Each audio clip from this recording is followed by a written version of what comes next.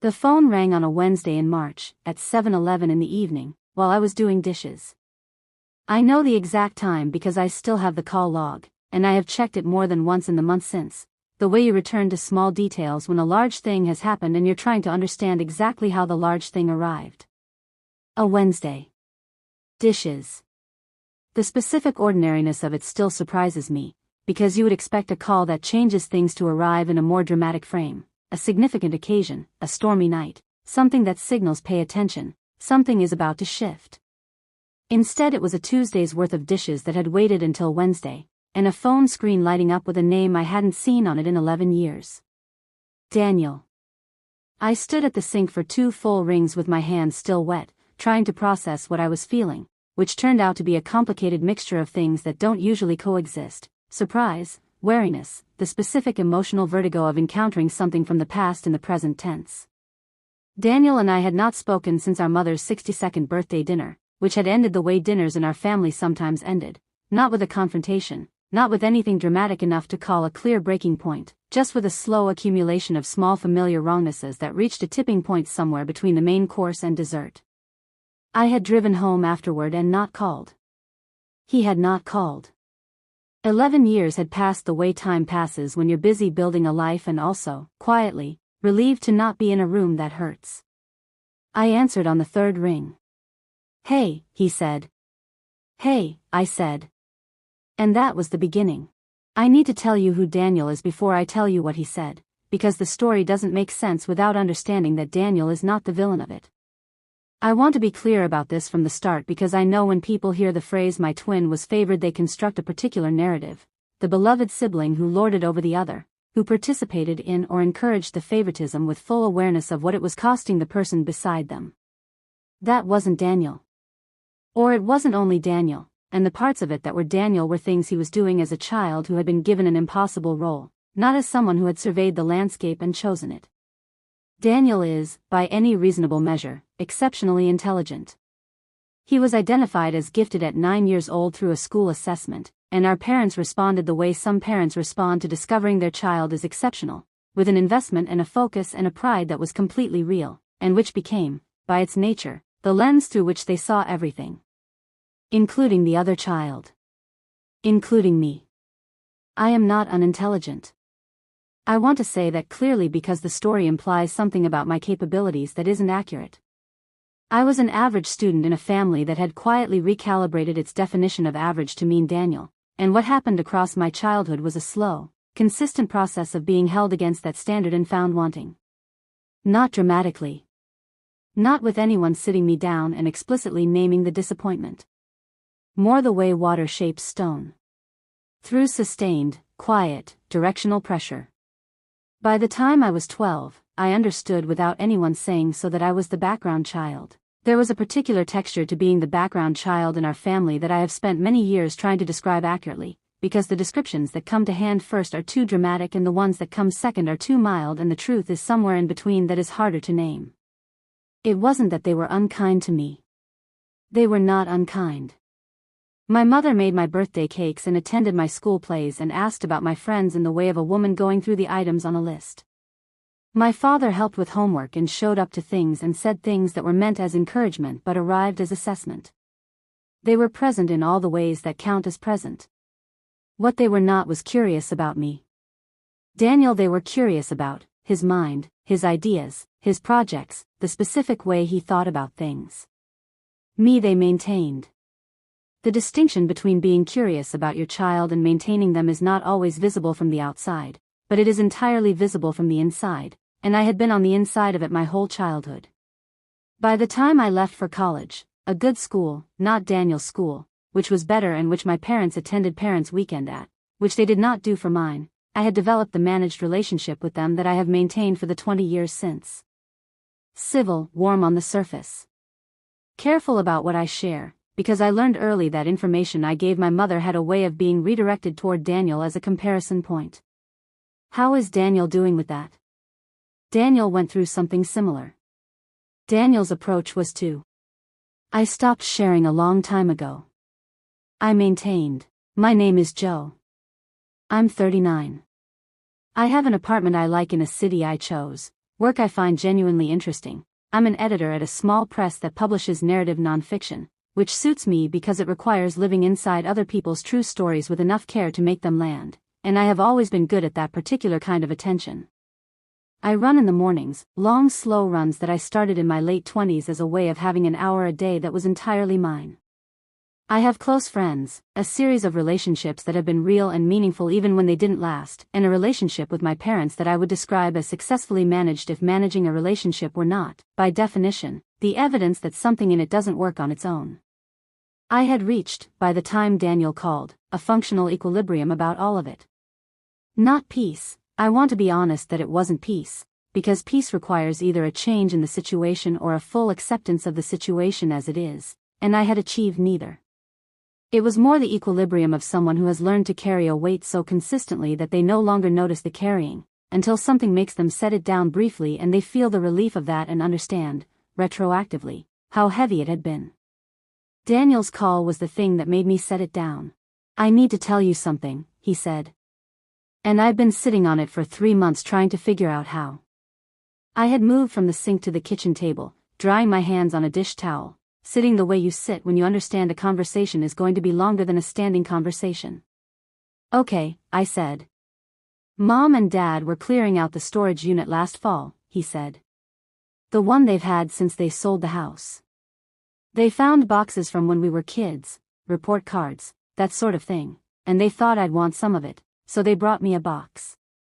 "Okay," I said again. "In the box," Daniel said, was a letter." He paused. I knew his pauses. 39 years of knowing this person's silences gives you the full taxonomy of them. This one was the pause of someone choosing words because the wrong words would break something. "A letter to who?" I said. "To Dr. Hendricks," he said. "The school counselor. When we were in 4th grade. Dr. Carolyn Hendricks."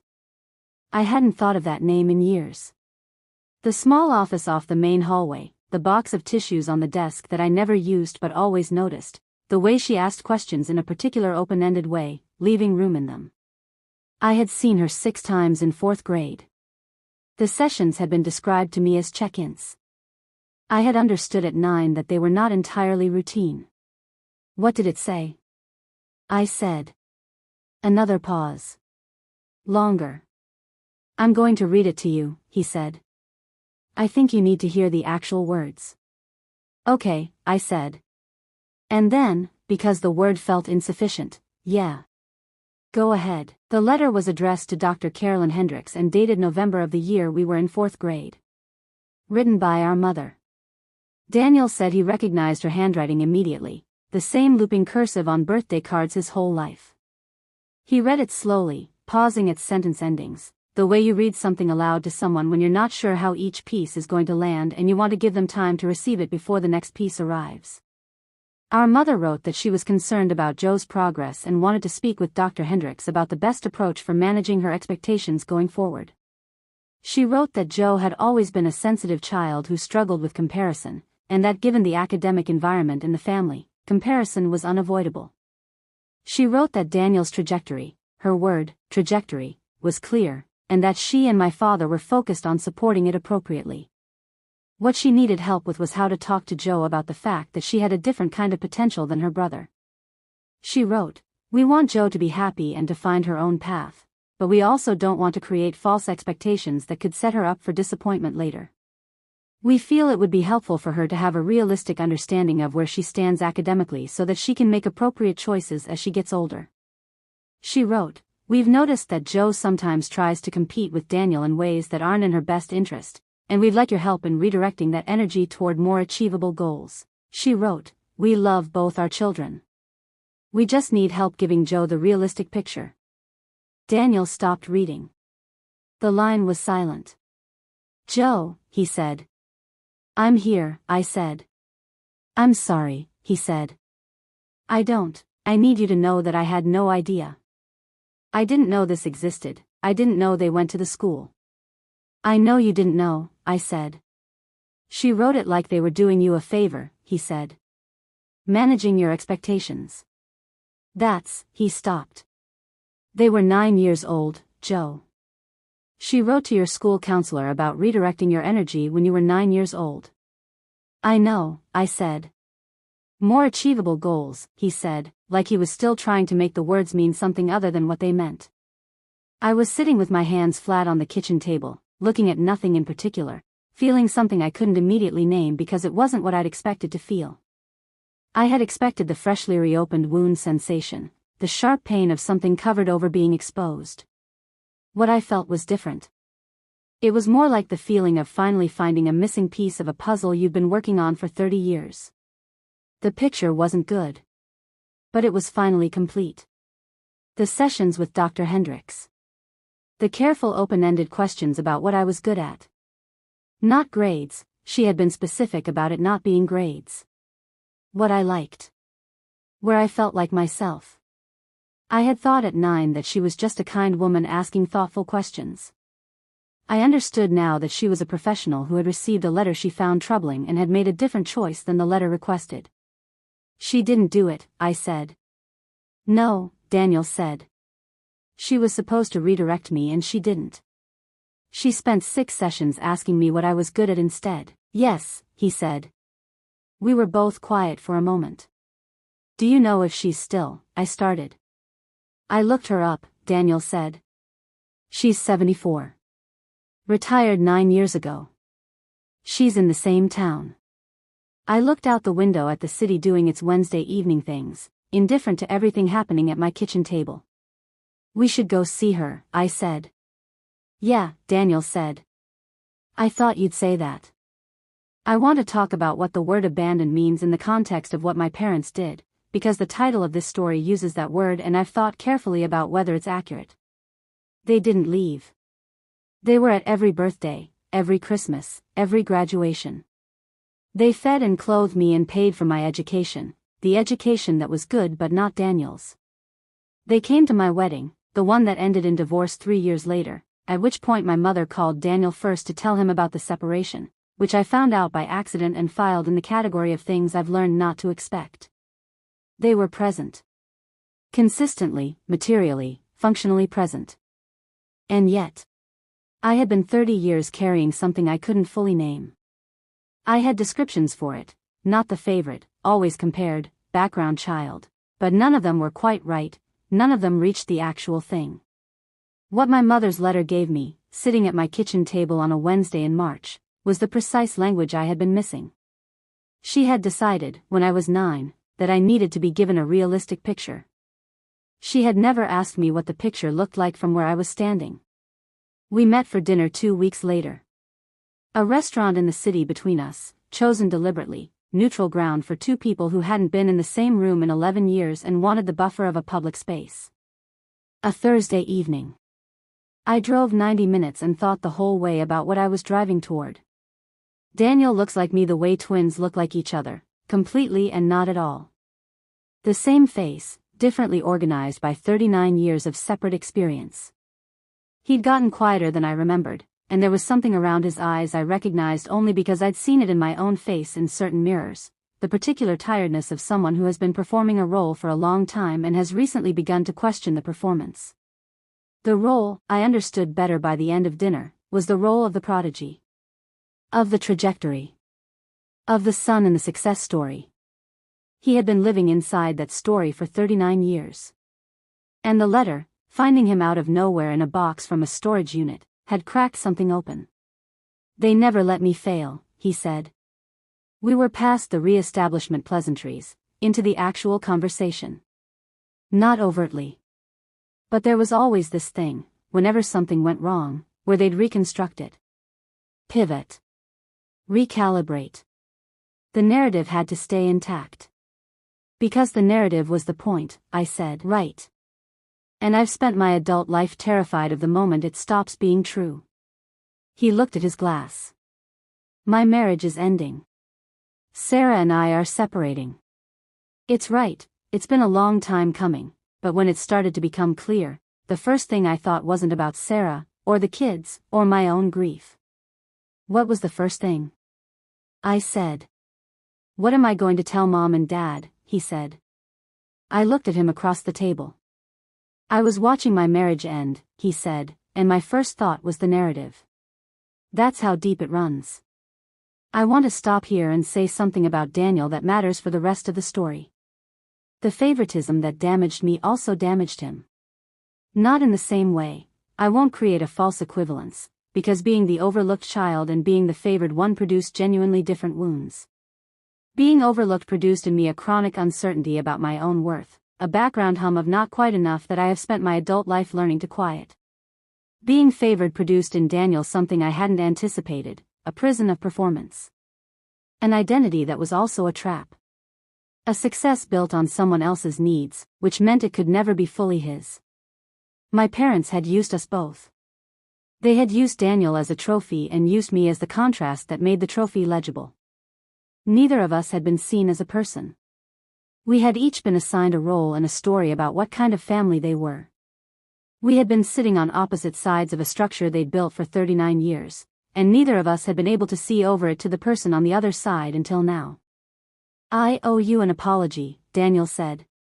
You don't, I said. I do, he said. Not for creating it. I know I didn't choose it. But I accepted the investment without asking what it cost.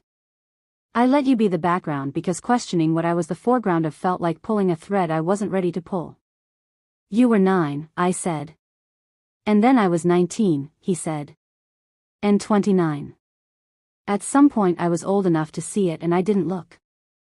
I thought about what to say. The honest answer was that he was right. There was an earlier version of this conversation that could have happened, if he'd been willing to look more directly at the structure. But I had also spent 11 years not calling, and neither of us had been ready until the letter made readiness necessary. Why now? I said.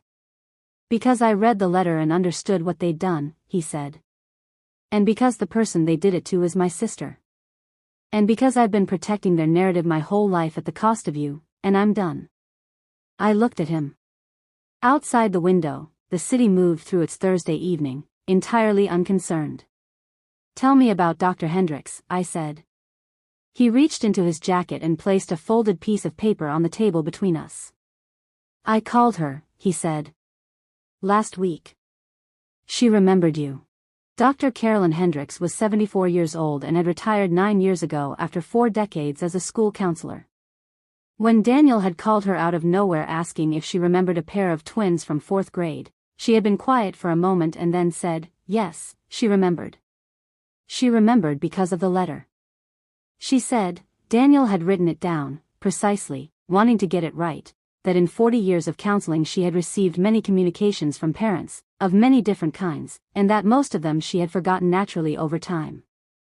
She had not forgotten the letter about Joe, because it was one of the clearest examples she had encountered in her career of parents asking a school professional to participate in something that was not in the child's interest. She had not participated. She had kept the letter because she had not been certain, at the time, whether to report it. It was not abuse in any legally reportable sense, but it was a request that troubled her enough that she wanted a record of having received it and declined it. She had kept it for 40 years. When Daniel called, she already knew where it was. She said something about the sessions, Daniel told me across the restaurant table. She said she spent those 6 sessions trying to counteract what the letter asked for. She asked you what you were good at because she wanted you to have your own answer to that question, separate from the comparison, before you left her office. I remember, I said. She said she hoped it helped, he said. She said she'd always wondered. I looked at the piece of paper between us. Outside it had started to rain, the light shifting in the way it does when the city gets wet. She said one more thing, Daniel said. She said she hoped you'd had a good life. That she thought you would. She told me that in those 6 sessions she'd seen something in you. That she could tell you were going to figure out who you were on your own terms. A 74-year-old retired school counselor, 40 years later, had wondered whether I'd been okay. Had sat with a 9-year-old girl who'd been sent to her to be made smaller, and had declined the assignment, and had spent 6 sessions instead asking her what she liked. Where she felt like herself. What she was good at when nobody was comparing her to anything. I had not remembered Dr. Hendricks as a significant person in my childhood. I had remembered her as a small woman with reading glasses who asked odd questions. I was 39 years old at a restaurant table on a Thursday, and I understood for the first time that she had been, in fact, one of the most significant people in my childhood. She had been handed instructions to diminish me and had quietly, without announcement, refused them. We talked about our parents for a long time after that. Not at the managed distance I usually maintained, the careful clinical assessment I developed as a way of discussing them without reopening the wound. We talked the way you talk when you finally have the language, when the missing piece has been supplied and the picture is complete. What we arrived at was something I had been circling my whole adult life without quite landing on. Our parents are people who needed their children to perform. The performance required specific elements: visible achievement, measurable success, a story that proved the family had value. Daniel supplied those elements. I did not, and so I was incorporated into the story differently, not as a performer but as context. The backdrop that made the performance legible. What they did was not cruelty in the sense of wanting to hurt me. What they did was something in some ways harder to address. They needed something from their children that children should not be needed to provide, and when one child supplied it and the other didn't, they organized their love accordingly. Not to punish the one who didn't supply it. Just to put their energy where they believed it would return something. I had spent 30 years trying to find the right word for this. The word I landed on, that Thursday evening, was instrumentalization. They had treated us as instruments of their own needs rather than as people with our own needs. Daniel had been the instrument of their pride. I had been the instrument of contrast. Neither of us had been seen. "What are you going to do?" Daniel asked, as we were putting on our coats. "With this. With them." I thought about it. The rain had stopped while we were talking. The street outside was wet and reflective, the streetlights doubled in puddles. "Nothing," I said. He looked at me. "I'm not going to send them a letter," I said. "I'm not going to have the confrontation where I tell them what I found out and watch them reconstruct it into something more bearable. I've had that conversation in my head for 30 years. I know exactly how it goes and it ends the same way every time." I paused. What I'm going to do is stop having it. Stop waiting for them to explain themselves. Stop maintaining the managed relationship as though it might become something real if I just tend it carefully enough. I'm going to let it be what it is and stop spending energy on what it will never be. Daniel was quiet. "And I'm going to call you more than once every 11 years, I said. He almost smiled. "Yeah," he said. "That sounds right. It has been 8 months since the restaurant. Daniel and I have talked 12 times. By the metrics of our adult relationship, the 11-year silence, the 1 or 2 calls a year before that, the managed distance of 2 people living in each other's peripheral vision, 12 calls in 8 months is something close to a miracle. The calls have the quality of all reconnections between people who were once close and have spent time apart. They have to cover old ground before they can find new ground, and the old ground is both deeply familiar and oddly estranged, like returning to a room you know well and finding the furniture has been rearranged. He and Sarah are separating. It is proceeding the way these things proceed when both people are trying to do it well, with difficulty, with grief, with occasional grace. Their children are doing what children do, which is to be more resilient than their parents fear while also needing more than their parents sometimes have available. He is okay. I told him that on the 3rd call and meant it, and I think he needed to hear it from someone outside the situation. He did not tell our parents about the letter. He made this decision alone and told me afterward. He said he had thought about it for 2 weeks and concluded that telling them would produce a conversation in which they would explain the letter in ways that obscured what it actually said, that it would be reconstructed into concern, into clumsy love, into the best intentions of parents who were only trying to protect their daughter from disappointment. He didn't want to hand them the opportunity to do that. He wanted to keep what he knew. I told him I understood completely. I went to see Dr. Hendricks on my own, on a Saturday in June. I drove to the town she'd retired in and called from the parking lot of a coffee shop. She said, "Come in." She was small, as I remembered, with reading glasses, different frames, obviously, 40 years on, but the same habit of looking over them when she was being direct. She made tea. She sat across from me and said, "I wondered if you'd come." We talked for 90 minutes. I won't give you all of it, some of it was hers to keep, the reflections of a woman who had spent 40 years in a specific kind of work and was living on the other side of it now. What I want to give you is what she said near the end. She said, "I kept the letter because I felt that what your parents asked was wrong, and wrong things that are documented have a way of eventually finding their way to the people they concern. I'm glad it found you." "It came through Daniel," I said. "Which seems right," she said. "That it would." I thought about that. The letter had been written to contain me. To recruit a professional into the project of calibrating my expectations down to what my parents considered my appropriate level. It had traveled 40 years and been found in a storage unit and read to me over the phone on a Wednesday while I was doing dishes, and it had done the opposite of what it was written to do. It had given me the language I'd been missing. It had ended the question. "Did you think I'd be okay?" I asked her. When I was 9. In those sessions. She looked at me over her glasses. "Yes," she said. "You asked good questions. Children who ask good questions usually find their way." I drove home. I went for a run the next morning, as I always do. I called Daniel on Sunday, as I have started doing.